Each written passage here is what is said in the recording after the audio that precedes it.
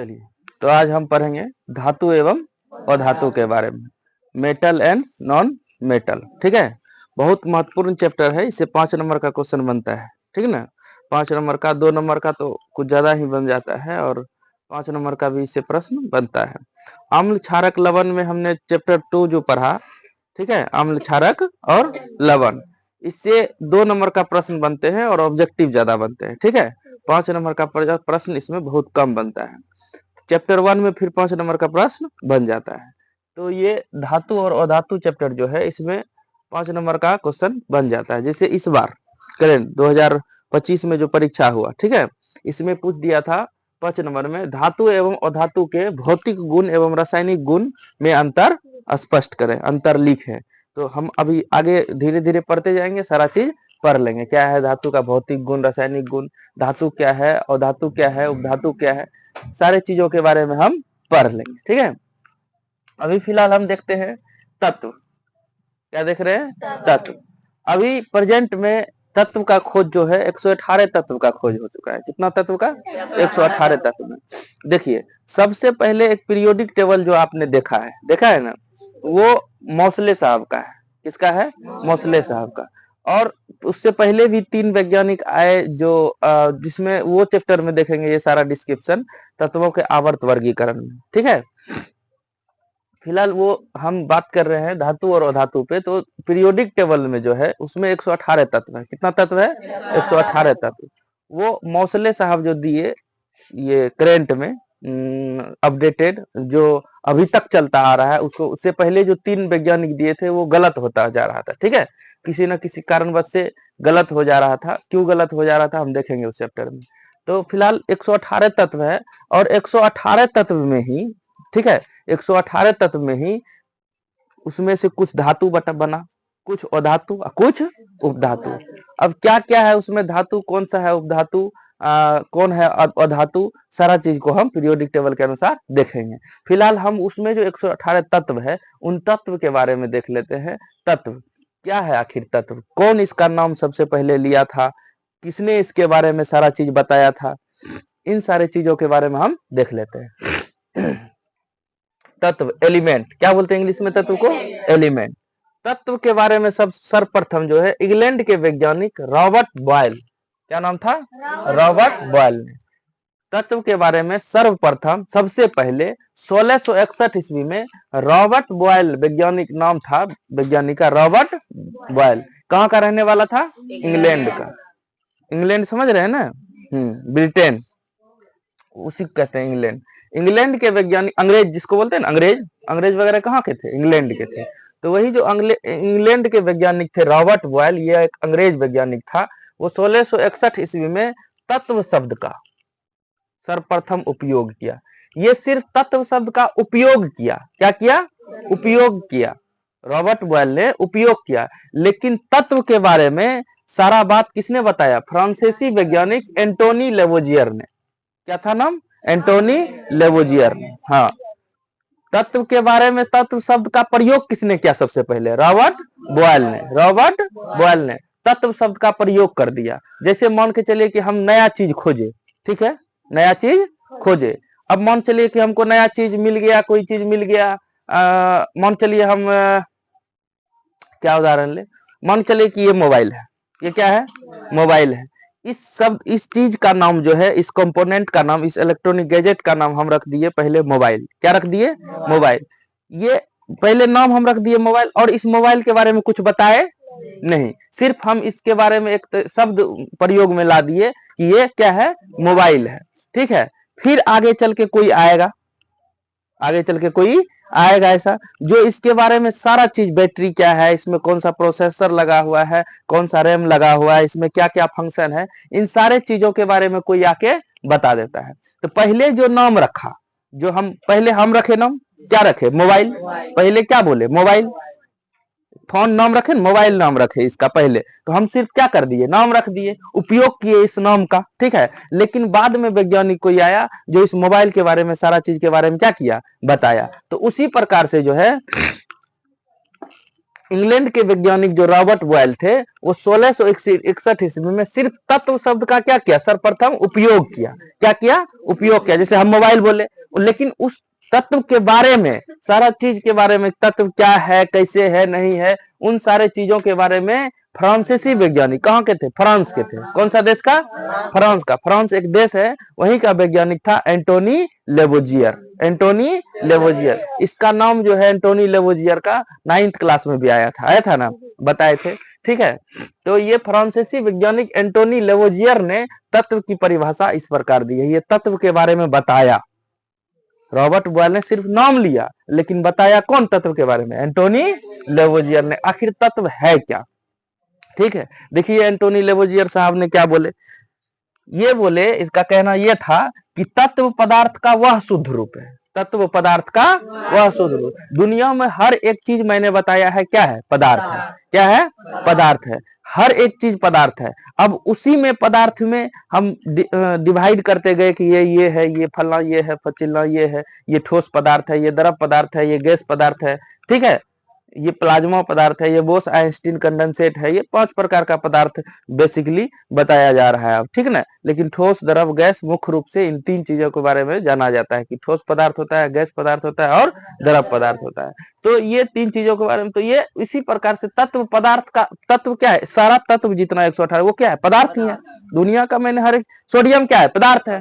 ठीक है, मैग्नीशियम क्या है? पदार्थ है। तो अब उसमें से क्या है वो स्पेसिफिक नाम जो है, आगे धातु है कि वो धातु है, बाद में फिर, पहले तो दुनिया सब चीज पदार्थ है। सब चीज क्या है? पदार्थ है। इसलिए लिखा गया है कि इसका कहना था कि एंटोनी लेवोजियर साहब का, कि तत्व पदार्थ का वह शुद्ध रूप है जिसे किसी भी विधि द्वारा, जिसे किसी भी विधि द्वारा, यानी कोई भी ऐसा विधि हो जिस विधि के द्वारा 2 या 2 से उस पदार्थ को, मान चले कि ये तत्व है, ये क्या है? तत्व है। तो लेवोजियर साहब का कहना था कि यह पदार्थ का वह शुद्ध रूप है, यानी प्योर शुद्ध रूप है, जिसको किसी भी, कोई भी मेथड अप्लाई कर ले, हम कोई भी विधि अप्लाई कर ले इस पर, हम इसको 2 या 2 से अधिक भिन्न गुण वाले, किस गुण वाले? भिन्न गुण वाले, भिन्न गुण वाले, भिन्न गुण वाले चीजों में नहीं तोड़ सकते हैं। भिन्न गुण वाले पदार्थों में विभाजित नहीं किया जा सकता है। जैसे एक मान के चलिए लोहा, क्या ले लिए? लोहा। मान के चलिए कि ये लोहा का क्या है? टुकड़ा है।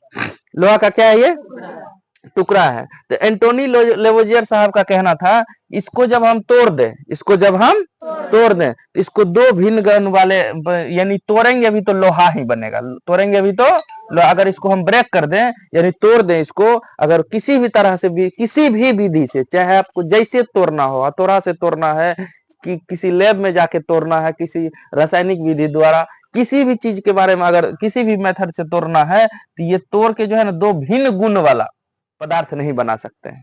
2 भिन्न गुण वाले पदार्थ नहीं बना सकते हैं। कहने का मतलब अभी भी आप नहीं समझे। एक और उदाहरण देते हैं। अगर मान के चलिए कि ये मान चलिए कोई पदार्थ है, फोन से ही समझा रहे हैं, ये कोई क्या है? पदार्थ है। अब ये एक तत्व उसको कहा है एंटोनी लेवोजियर। अगर मान चलिए ये तत्व है, इसको हम किसी भी मेथड द्वारा अगर तोड़ दें तो ये मोबाइल ही होगा। ये क्या होगा? मोबाइल ही होगा। ऐसा नहीं कि ये मोबाइल हो गया, अब इधर जो है कोई दूसरा पदार्थ बन गया, यानी 2 भिन्न गुण वाले पदार्थों में नहीं तोड़ सकते। ऐसा नहीं कि ये इसको तोड़े, एक तरफ मोबाइल है रह गया और दूसरा तरफ हमारा कॉपी बन गया। 2 भिन्न गुण हुआ ना, एक मोबाइल, एक कॉपी। ठीक है, ऐसा नहीं है कि अब मान के चलिए कोई भी चीज, जैसे मान के चलिए अगर सोडियम को आप तोड़ दिए तो सोडियम ही रहेगा। उसका 2, अगर सोडियम का एक मान चलिए टुकड़ा लिए, अगर उसको तोड़ दे किसी भी मेथड द्वारा, तो दोनों को हम सोडियम, अगर 2 टुकड़ा बना दिए तो दोनों टुकड़ा सोडियम ही होगा, दोनों टुकड़ा सोडियम ही होगा। कभी ऐसा नहीं हो सकता है कि एक सोडियम हो गया, एक हाइड्रोजन बन जाएगा। अगर मान के चलिए सोडियम को हम तोड़े तो दोनों टुकड़ा सोडियम ही ना होगा। ऐसा होगा कि एक टुकड़ा सोडियम और दूसरा टुकड़ा हाइड्रोजन बन जाएगा? है? तो तत्व वह है जिसको हम तोड़ देंगे ना तो फिर भी वह तत्व ही रहेगा, यानी समान गुण ही रहेगा उसका। अगर ये मीठा लगेगा तो ये दोनों भी कैसा लगेगा? मीठा ही लगेगा। यही कहने का मतलब है। अगर ये तीता लग रहा है, तीखा लग रहा है, तो ये दोनों भी तीखा ही लगेगा। ऐसा नहीं कि इसको तोड़ने के बाद एक तीखा हो गया एक मीठा हो गया, ऐसा कभी संभव है नहीं। तो वो उसी को तत्व कह देंगे। तत्व उसी को कहेंगे जो जो किसी भी मेथड द्वारा अगर तोड़ दे, दो या दो से अधिक भिन्न गुण वाले पदार्थों में नहीं विभाजित किया जा सकता है। दो या दो से भिन्न गुण नहीं दिखा सकता है, एक ही गुण दिखाएगा। समझ में आया? एक अगर ये मीठा है तो ये दोनों भी मीठा, चाहे आप जितना टुकड़ा बना लीजिए। अगर हम जैसे एक तत्व मान चलिए चीनी का एक टुकड़ा लिए, ये इसको मान लीजिए चीनी का एक टुकड़ा है, चीनी का एक क्या है टुकड़ा है। अगर इस चीनी को हम 4 पार्ट में बांट दिए, कितना पार्ट में बांट दिए 4 पार्ट में बांट दिए, ठीक है। मान चलिए ये चीनी एक तत्व है, चीनी क्या है एक तत्व है। इसको हम 4 पार्ट में बांट दिए, कितना पार्ट में बांट दिए 4 पार्ट में। हम किसी चीज के हथौड़े की मदद से या किसी भी चीज के ठोस की मदद से हम इसको तोड़ दिए और 4 पार्ट में बांट दिए। तो इसका कहना है कि जितना पार्ट में आप बांट लीजिए गुण समान होगा। गुण क्या होगा समान होगा। यानी अगर चीनी मीठा होता है ना कि तीता होता है, मीठा होता है, तो चीनी मीठा होता है तो इसका टुकड़ा ये भी कैसा होगा मीठा ही होगा। ये भी टुकड़ा कैसा ही होगा मीठा, ये भी टुकड़ा मीठा, ये भी टुकड़ा मीठा ही होगा। ऐसा नहीं कि 2 टुकड़ा मीठा हुआ, तीसरा टुकड़ा चौथा टुकड़ा तीता हो गया, ऐसा कुछ नहीं है। समझ गए ना? तो इसी को तत्व कहेंगे। उसको तोड़ देंगे ना समान गुण ही रहेगा।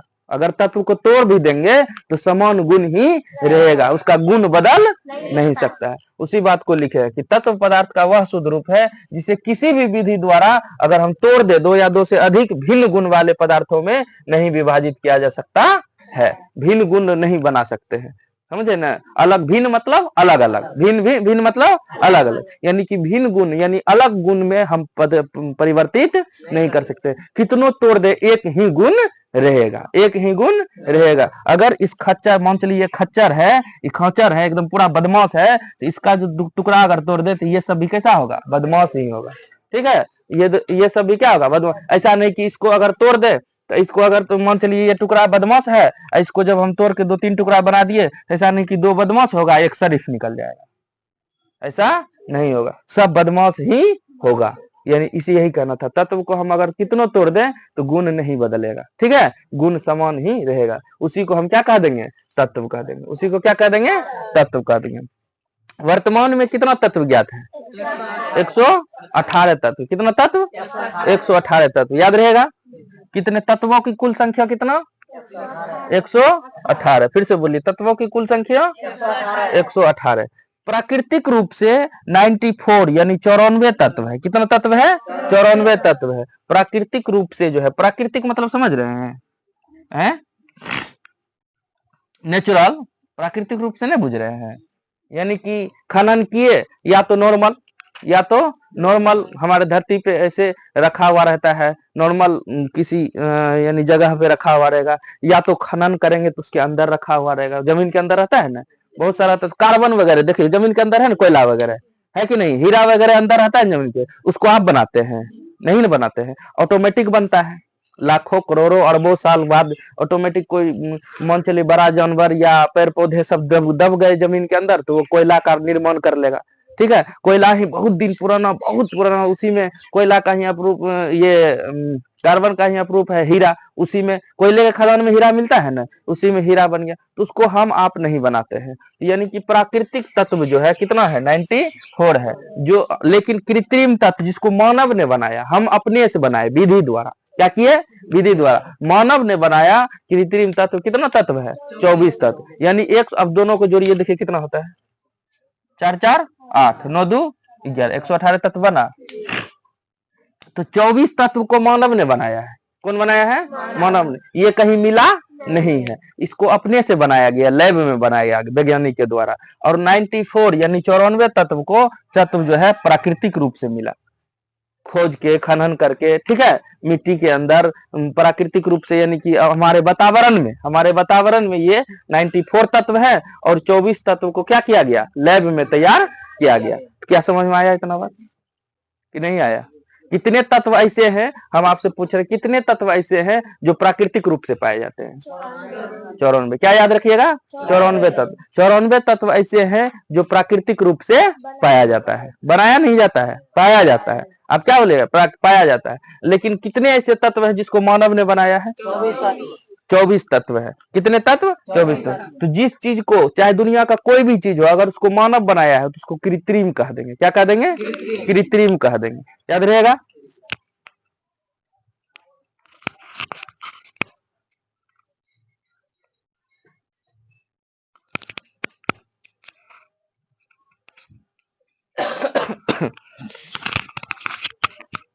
अब देखिए, वर्तमान में 118 तत्व है, जिसमें प्राकृतिक तत्व कितना है? 94, और कृत्रिम तत्व कितना है? 24। याद रहेगा टोटल को। अब गुण के आधार पे तत्व का प्रकार, इसी तत्व से अब निकलेगा धातु, अधातु, उपधातु। तो गुण, जिसका जैसा गुण था, जो तत्व 118 तत्व है। कितने तत्व है? 118 तत्व है। अब इस 118 तत्व में गुण के आधार पर देखा गया कि तत्व को 3 प्रकार में बांटा, 3 भाग में बांट दिया। कितने भाग में? 3 भाग में। 3 भाग में बांट दिया। पहला भाग क्या? धातु तत्व। 118 तत्व में 118 तत्व को 3 पार्ट में बांट दिया। कितना पार्ट में? 3 पार्ट में। पहला पार्ट क्या हो जाएगा? धातु। दूसरा क्या हो जाएगा? अधातु। और तीसरा उपधातु। चलिए, धातु देख रहे थे। अब जैसे तत्व को गुण के आधार पर कितने भाग में बांटे? 3 भाग में। कौन कौन? धातु, अधातु और उपधातु। अभी बढ़ दिए ना। अब पहला नंबर से देख रहे हैं, पहला क्या है? धातु। धातु को देख लेते हैं। नहीं, अब देखिए धातु, मेटल। धातु, अभी उस दिन पीछे हम बता रहे थे कि धातु इलेक्ट्रॉन का जो त्याग करता है। नहीं, वो आगे भी बताएंगे, फिर बताएंगे, ठीक है। लेकिन अभी फिलहाल इतना समझना है, अभी आपको इलेक्ट्रॉन फिलेक्ट्रॉन वाला बात तो बताया नहीं है, इसलिए अभी दूसरा परिभाषा है, ठीक ना। तो कुछ देर के बाद आप वो भी ऐड कर सकते हैं, यानी जब पूरा पढ़ लीजिएगा तो फिर आप अपने मन से लिखने लगिएगा। फिलहाल धातु को समझिए। धातु वह तत्व जो उष्मा और विद्युत का क्या करता है? चालन करता है। हर हालत में धातु जो है उष्मा एवं विद्युत का क्या करेगा? चालन करेगा। जैसे समझ लीजिए, जैसे देखिए चांदी, जैसे लोहा। लोहा को आप देखे हैं, सब देखे हैं लोहा को।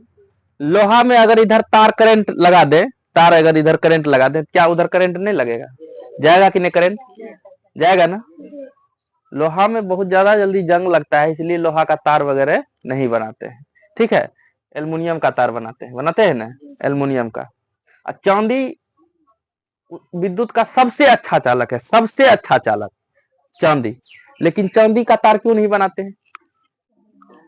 कितना महंगा होगा? नहीं महंगा होगा।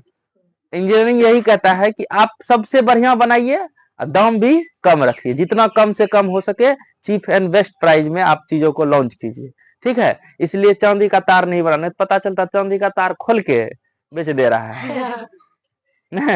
है मन खरन रहता तार लगाने वाला, इतना इतना तार लग पाता, कहीं से हुआ गया एक लपटा खोला अब बेच दिया, चल रहा है पार्टी, नहीं बुझे। इसलिए चांदी, लेकिन चांदी विद्युत का सबसे अच्छा चालक है, सबसे अच्छा चालक। करंट एक रति प्रतिरोध उसमें नहीं है, एकदम बढ़िया करंट, एकदम स्मूथ जाएगा, एकदम बढ़िया बल्ब वगैरह जलेगा। अगर करंट जितना छोड़े उतना करंट वहां पहुंच जाएगा, थोड़ा सा लॉस होगा, हल्का नगन, समझे ना। तो उसमें देखिए चालन मतलब क्या बोले, कल बताए थे ना। चालन मतलब यहाँ से उधर चले जाना, गुजर जाना। तो यह धातु जो है उष्मा और विद्युत का क्या करेगा? चालन करता है। तो विद्युत का करंट तो लग जाता है लोहा में, लग जाता है कि धातु, लोहा धातु है, ठीक है। चांदी में भी आपको लग जाएगा, सोना में भी लग जाएगा। तो ये सब क्या है? धातुएं हैं। तो आप समझिए, उष्मा का भी चालन करेगा। लोहा का छलनी होता है ना, हलवाई वगैरह रखता है ना। अब लोहा का जो छलनी होता है, लोहा को रख दीजिए आग में, उस छलनी को आग में रख दीजिए। मम्मी सब खाना बनाती है ना, छलनी को आग में रख दीजिए। अगर रख दिए, वो आगे में धीप रहा है और पीछे में गर्म हो जाएगा। आगे ताव नहीं लगा है, आगे में गर्म हो रहा है, लेकिन क्या होता है यहाँ पीछे, यहाँ भी गर्म हो जाता है पूरा। तो उसमें क्या हुआ? चालन करके आया ना, आया ना। तो वही तो लोहा क्या है? धातु हो गया, हुआ कि नहीं। तो उष्मा धातु जो है वह तत्व जो उष्मा तत्व, वह तत्व जो उष्मा और विद्युत का चालन करता है, उसको क्या कह देंगे? धातु कह देंगे। वह तत्व, यानी टोटल तत्व में से ना धातु उठा रहे हैं। अब उस तत्व में धातु क्या है कि उसका गुण क्या है। जैसे हम 118, एक गांव में 118 व्यक्ति को रखे, तो जो जो शांत स्वभाव का है उस सबको अलग निकाल लीजिएगा ना। तो जो जो विद्युत और उष्मा का चालन करता है उस सबको अलग नहीं। चल चल चल, तुम धातु है, चलो धातु वाला कैटेगरी में तुम चलो। जो उष्मा एवं विद्युत का चालन करता है, उस सबको किधर लेके चले जाएंगे? धातु वाला खटाल में नहीं लेके चलेंगे। 3 खटाल बनाए, टोटल पीरियड 118 तत्व को 3 खटाल, एक खटाल धातु का बनाए, दूसरा खटाल और धातु का बनाए, तीसरा खटाल उस धातु को। जो उष्मा एवं विद्युत का चालन करेगा सबको कहाँ धकेल के लेके चले जाएंगे? धातु में। कहाँ लेके चले जाएंगे? धातु में। तो विद्युत और उष्मा का क्या करता है? चालन करता है धातु। अधातवर्ध एवं तन्य होता है। अब इन दो शब्द को पकड़िए, अधातवर्ध एवं तन्य किसको कहते हैं? अधातवर्ध कहते हैं पीट पीट के पूरा चदरे के रूप में बना देना, उसको कहते हैं अधातवर्ध। क्या कहते हैं? अधातवर्ध। अभी आएगा नीचे फिर से बताएंगे। अधातवर्ध मतलब हो गया पीट पीट के किसके रूप में? चदरा को। लोहा को पीट पीट के पतला कर देते हैं ना, है? सोना को कितना इतना छोटा लेते हैं और उसको पीट पीट के देखिए क्या क्या बना देते हैं, जेवर वगैरह बनता है ना पीट पीट के चदरा के रूप में बना के। अगर मान चलिए पीटते या टूट जाता तो क्या चदरा के रूप में बन पाता? नहीं। तो कोई भी धातु ले लीजिए, उसको पीट पीट के जो है हम चदरे के रूप में परिणत कर सकते हैं। परिणत मतलब होता है बदलना, तो चदरे के रूप में हम बदल सकते हैं, यानी पतला चादर के रूप में क्या कर सकते हैं? उसको बना सकते हैं। अगर इतना लोहा का एक गोला ले लिया, उसको गर्म करके पीट पीट के क्या करेंगे? चदरा के रूप में, तो टूटेगा नहीं। चांदी ले लेंगे, चांदी को गर्म करता है ना, पीट पीट के कितना पतला बना देता है, बनाता है। सोना ले लेते हैं, सोना को पीट पीट के क्या कर देता है? पतला बना देता है, तब ना बनता है कोई जेवर, ज्वेलरी बनता है ना। तो वही समझिए। तो अधातवर्ध मतलब क्या हुआ? चदरे के रूप में बदलना। अब तन्य क्या होता है? पतला तार के रूप में, एकदम सोना वगैरह को इतना तार के रूप में आप बदल सकते हैं, पूरा एकदम पतला बना के तार के रूप में क्या कर सकते हैं? बना सकते हैं, तार के रूप में परिणत कर सकते हैं। तो उसी कहते हैं तन्य। तन्य मतलब पतला, पतला तार के रूप में। तो जिसका गुण तत्व निकालेंगे, जो उष्मा एवं विद्युत का क्या करेगा? चालन करेगा। जिसको हम पसारेंगे तो पसर जाएगा, अधातवर्ध हो जाएगा। तार के रूप में बदलेंगे, तार के रूप में बदल जाएगा, यानी तन्य होगा। तथा अम्ल से अभिक्रिया करके उस तत्व को अम्ल से अभिक्रिया करवाएंगे, अगर लवण एवं हाइड्रोजन बना लेता है तो वो सब क्या है? धातु। समझे? नहीं बुझे? धातु वह होगा जो उष्मा एवं विद्युत का क्या करेगा? चालन करेगा। अधातवर्ध होगा जिसको हम पसार सकते हैं।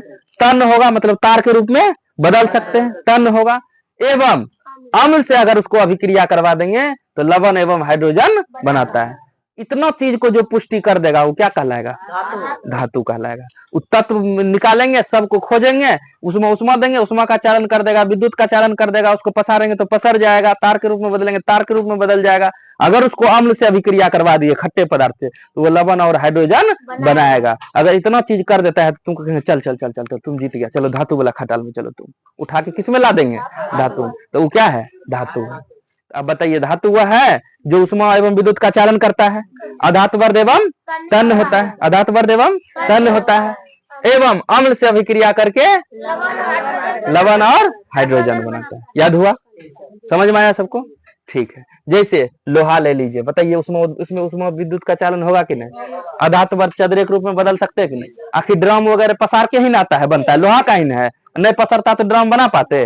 नहीं बना पाते। अधातवर्ध होता है, तन्य होता है, तार के रूप में बदल सकते हैं। सोना कर क्या ये सब गुण है कि नहीं? सोना में चांदी क्या ये सब गुण है कि नहीं?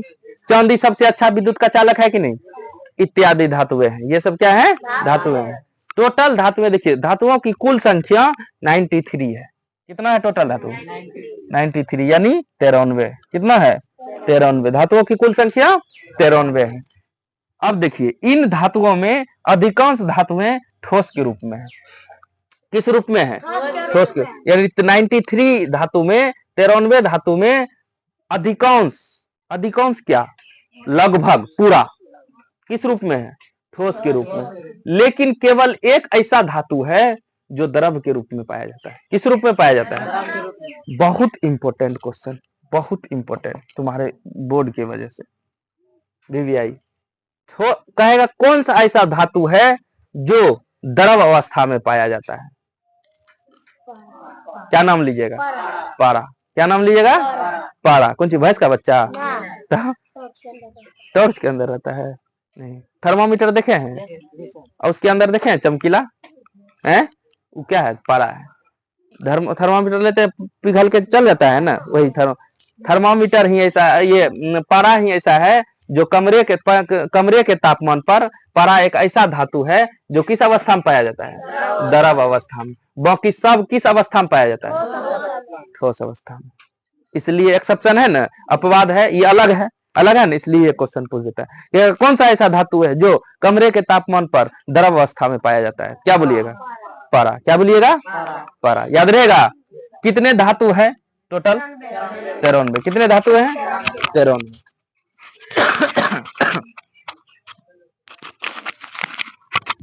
टोटल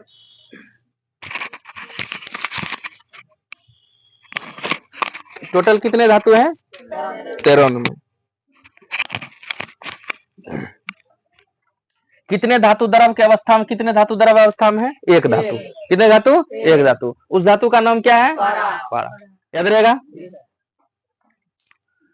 दो धातुओं ऐसे हैं, गैलियम और सीजियम। बोलिए, गैलियम और सीजियम। गैलियम और सीजियम दो धातु ऐसा है जो है तो ठोस के रूप में, लेकिन तलहथी पर जैसे ही रख देंगे यह पिघलने लगता है। यह क्या करने लगता है? पिघलने लगता है। तलहथी जान रहे हैं? क्या बोलता है तुम लोग? तलहथी है, इसी को बोलते हैं तलहथी। क्या बोलते हैं? तलहथी। अगर गैलियम और सीजियम को रख दिए इस पे तो ये क्या होने लगेगा? पिघलने लगेगा। गैलियम को है ठोस है, कैसा? तो ये देखो बेंच ठोस है ना, ऐसा ठोस रहेगा, और जैसे ही हाथ पर रखेंगे वो क्या होने लगेगा? पिघलने लगेगा। यहाँ भी आई मारिए ऑब्जेक्टिव के लिए,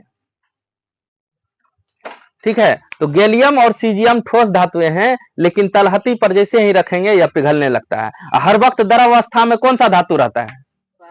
कौन सा? पारा। कौन सा ऐसा धातु है जो कमरे के तापमान पर, कमरा का तापमान कितना? 30 से 35 डिग्री सेल्सियस? नहीं, यही ना होता है गर्मी सब में। अभी कितना होगा? 28, 25, यही ना होगा। तो अब देखिए, तो कहेगा क्वेश्चन, कौन सा ऐसा धातु है जो कमरे के तापमान पर द्रव अवस्था में पाया जाता है? क्या बोलिएगा? पारा। कौन सा ऐसा धातु है जो तलहथी पर रखने पर ठोस अवस्था में पाया जाता है, लेकिन तलहथी पर रखने पर पिघलने लगता है? क्या क्या नाम लीजिएगा? गैलियम और सीजियम। गैलियम और, यहाँ देखिए दो नाम है, गैलियम और सीजियम। यह ऐसा ठोस धातुएं हैं जिसको तलहथी पे रखते ही यह क्या होने लगती है? पिघलने लगती है। याद रहेगा। हाँ, धातु के भौतिक गुण आप देखते हैं। धातु के भौतिक गुण यानी उसका भौतिक गुण क्या है? भौतिक मतलब नेचुरल गुण। क्या है? नेचुरल। जैसे आधात वर्ग, ये नेचुरल गुण है कि आप दिए है? नेचुरल गुण है। उसका पसरने का नेचुरल अपना गुण है, उसका कितनों पसार ये पसरेगा। तन्य के रूप में बदल सकते हैं, क्या ये नेचुरल गुण है कि आप दिए है? नेचुरल गुण है। उष्मा और विद्युत का चालन करता है, नेचुरल गुण है कि नहीं है? ये कृत्रिम आप बनाए, आप कर रहे हैं अभिक्रिया, आप न कर रहे हैं, हमसे अभिक्रिया कर रहे हैं, ये सब लेकिन नेचुरल गुण हुआ। तो वही धातु के भौतिक गुण, यानी कि धातु का गुण क्या है, वो कैसा कैसा था? धातु चमकीली होती है। धातु कैसी होती है? चमकीली। दूसरा लिखाएंगे अधात वर्ध होती है, तन्य होती है। ये सब बारी बारी से देखते जाएंगे। पहला भौतिक गुण देखिए, धातु, धातु में कैसा होती है? चमक होती है। धातु कैसा होती है? चमकीली होती है। धातु कैसी होती है? चमकीली होते हैं। धातुएं चमकीली होती है। धातुएं के इस गुण धर्म को धात्विक चमक कहते हैं। क्या कहते हैं? धातु चमकीली जो होती है, धातु के इसी गुण धर्म को धात्विक, धातु से क्या बनाए? धात्विक चमक। तो क्या धातु में धात्विक चमक होती है कि नहीं? धातु चमकीली होती है कि नहीं? सोना पहनता है, चमकता है कि नहीं? बताओ। चांदी चमकता है कि नहीं? है, ये सब चमकता है। लोहा भी चमकता है, चकाचक लोहा लाएगा तो चमकता है कि नहीं? लोहा भी चमकता है। तो जो भी धातुएं हैं, जितने भी 92 पारा क्या नहीं चमकता है? थर्मामीटर में चमकता है कि नहीं? है। तो जितने धातु हैं सब कैसी होती है? चमकीली होती है। जैसे सोना, चांदी, एल्युमिनियम का तार लतार नहीं चमकता है, नया नया छिलता है तो है। हाँ, तो चमकता है। तांबा क्या नहीं चमकता है? तांबा का जग वगैरह देखा है ना, कॉपर का तार वगैरह। तांबा को इंग्लिश में क्या बोलते हैं? कॉपर। तो तुम लोग कॉपर बोलते हैं ना, कॉपर का तार है। दुकान में जाते बोलते हैं ना, कॉपर का तार दीजिए। तो कॉपर चमकीली होती है कि नहीं? तो इस सब में विशेष चमक पाई जाती है। ये सब में विशेष चमक। तो धातुएं कैसी होती है? चमकीली होती है। धातुएं कैसी होती है? चमकीली होती है। धातुएं कैसी होती है? अधात वर्ध होती है। अधात वर्ध मतलब चौदह के रूप में उसको बदल सकते हैं। धातुएं कैसी होती है? तन्य होती है। कैसी होती है? तन्य होती है। धातुएं विद्युत एवं उष्मा का क्या करती है? चालक करती है। कि कौन सा ऐसा धातु है जो कमरे के तापमान पर द्रव अवस्था में पाया जाता है? पारा। कौन सा ऐसा दो धातुएं हैं जो तलहथी पर रखने पर पिघलने लगता है? गैलियम और सीजियम। टोटल धातुएं की संख्या कितना है? 93। सारा चीज याद रहेगा। है, धातुएं कैसी होती है, चमकीली होते हैं। और 2-3 नंबर 5-6 को 7 को 8 को पॉइंट देखेंगे इसमें, धातुएं चमकीली होती है, धातुएं अधातुवर्ध होती है, ये सब देखेंगे। धात्विक का अपना, धातु का अपना चमक होता है जिसको धात्विक चमक कहते हैं, जिसको क्या कहते हैं, धात्विक चमक कहते हैं। क्या इतना बात समझ में आया? ठीक, चलिए तो धातु का भौतिक गुण देख रहे थे। पहला क्या था, चमक। पहला क्या था, चमक। धातुएं कैसी होती है, चमकीली होती है। धातु के इसी गुण को क्या कहते हैं, धात्विक चमक कहते हैं। धात्विक क्या कहते हैं, चमक। अब दूसरा गुण देखिए धातु का, धातु कैसा होता है, अधातवर्ध होता है। धातु कैसा होता है, अधातवर्ध होता है। यानी जिस गुण के कारण धातु पर प्रहार के फलस्वरूप, प्रहार मतलब पीटना, नहीं, हथौड़ा लेकर क्या होना, पीटना। यानी अगर जिस गुण के कारण धातु पर प्रहार के फलस्वरूप पीट पीट के क्या बोले थे, चदरा के रूप में बना सकते हैं, उसी को क्या कहते हैं, अधात वर्धता कहते हैं। क्या कहते हैं, अधात वर्धता कहते हैं। देखिए जिस गुण के कारण धातु पर प्रहार के फलस्वरूप चदरे के रूप में बदल जाता है उसे क्या कहते हैं, अधात वर्धता कहते हैं। और जिस धातु में यह गुण होता है उसे अधात वर्ध कहते हैं। क्या कहते हैं, अधात वर्ध। तो जिस धातु में यह गुण होता है अधात वर्ध कहते हैं, और जिस गुण के कारण चदरे के रूप में बदल जाता है उसे अधात वर्धता कहते हैं। ठीक है, सोना और चांदी सबसे अधिक अधात वर्ध है। सोना और चांदी, इसलिए देखते हो सोना और चांदी को, हल्का सा सोना लेता है ना और उसको पीट पीट के कितना बड़ा चक्ति बना देता है। मंगलसूत्र वगैरह देखे हो ना, है ज्यादा सोना थोड़े होगा, वो हल्का सोना होता है। क्या होता है, उसको पीट पीट के पतला कितना बना के, पतला बना के, और उसके बाद क्या होता है, उस पर डिजाइन वगैरह बना देता है, नहीं बना देता है, तो उसी कहते हैं अधात वर्ध है, उसी गुण को। एल्युमिनियम और तांबा उसके बाद अधात वर्ध है। यानी सोना और चांदी के बाद कौन है, एल्युमिनियम और तांबा। लेकिन सबसे पहले अधात वर्ध सबसे ज्यादा कौन है, सोना और चांदी। उसके बाद आता है स्थान एल्युमिनियम और तांबा का। एल्युमिनियम और तांबा को अभी देखता है अधात तन्य के रूप में ही न बदल के तार बनाया है। एल्युमिनियम का क्या होगा, ढेर होगा, और उसको तार के रूप में पतला करके बदल दिया, उसमें तार में क्या किया, लगा दिया। छीलते हैं देखते हैं कितना पतला पतला रहता है ना, है। तो धातु उस सब धातु है, धातु में ही यह गुण पाया जाता है। और धातु उष्मा और विद्युत का चालक भी है, इसलिए उसको तार में क्या किया गया है, दिया गया है, तार में प्रयोग किया गया है। अब उसी को तन्यता, देखिए इसी गुण के कारण धातु को तार के रूप में जो है यूज करते हैं हम, क्योंकि उसमें तन्यता का गुण है। उसमें किसका गुण है, तन्यता, यानी पतला कर सकते हैं उसको, क्या कर सकते हैं, पतला कर सकते हैं। तो धातु बताइए चमकीली होती है, चमक उसका भौतिक गुण है कि नहीं।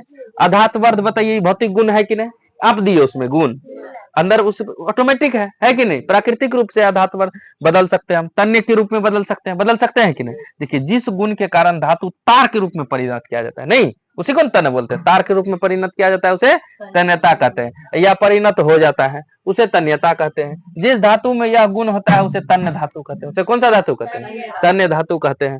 धातुएं ठोस अवस्था में तन्य होती है। धातुएं कौन अवस्था में तन्य होती है, ठोस अवस्था में। अब धातु जैसे मन चलो पारा धातु है ना, क्या उसको तन पतला तार के रूप में बदल सकता है। जो द्रव अवस्था में उसको कैसे बदल सकते हैं, नहीं बदल सकते हैं। जो ठोस में उसी को पीट पाट कर सकते हैं आप, प्रहार वगैरह करके उस पे पीट पाट के आप तैयार कर लेंगे, नहीं कर लेंगे। धातुएं ठोस अवस्था में भी तन्य होती है। सोना एवं चांदी सबसे अधिक तन्य होती है, नहीं होती है, सोना एवं चांदी सबसे अधिक। अपवाद में है बिस्मथ। बिस्मथ एक ऐसा धातु है जो तन्य नहीं होता है, ये इसमें बिस्मथ में अधात वर्ध एवं तन्य नहीं इसमें इसको कर सकते हैं। कठोरता देखिए, चौथा क्या है, कठोरता, हार्डनेस। जिस गुण के कारण धातु को चाकू या किसी चीज से काटा नहीं जा सकते उसे क्या कहते हैं, कठोरता। अब देखिए इसको चाकू से काट सकते हैं, ये क्या है, कठोर हुआ तो नहीं।